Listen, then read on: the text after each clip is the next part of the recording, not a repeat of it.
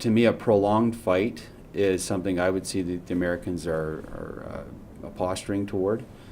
Could be, 2 to 4 years possibly. Prince George Peace River Northern Rockies MP Bob Zimmer says the softwood lumber dispute isn't getting resolved anytime soon.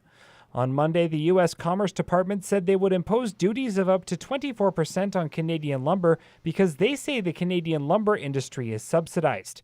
Liberal leader Christy Clark pushed back on those allegations, saying she's ready to fight for one of her province's largest industries.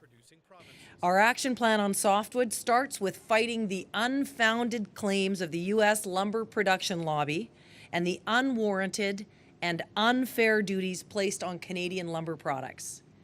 Second, to use this preliminary period for BC and Canada to reinforce our efforts to reach a fair deal, a good deal for British Columbia, with the United States. Zimmer says that while he hopes a deal can be reached, he doesn't see this problem being resolved soon, and that the Americans are using the opportunity to build up their own lumber industry. This is going to be a longer fight than it is going to be a shorter one.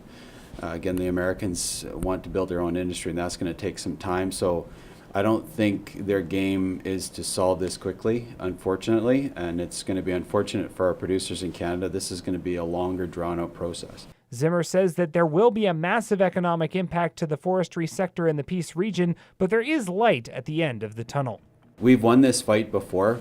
They've taken us to court before on this particular issue about dumping and unfair practices because of the public lands.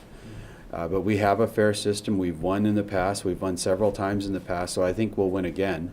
Yesterday, Clark sent a letter to Ottawa asking Prime Minister Justin Trudeau to ban thermal coal exports from the United States in order to harm a coal sector U.S. President Donald Trump promised to boost in his election campaign. Zimmer says he understands her reasoning, but he doesn't think that's the best idea. We don't want to do anything that's going to cause negative effects towards Canadian citizens and further job losses as a result of a trade war. So I think we need to be careful. But again, I admire the courage, and I think, if we do some arm wrestling at the table to get an agreement that's put forward, then so be it. Zimmer also says he sees the lumber dispute hurting U.S. consumers most of all, leading to thousands of job losses in the housing sector and a jump in prices. Hugh Smith, CJDC TV News, Taylor.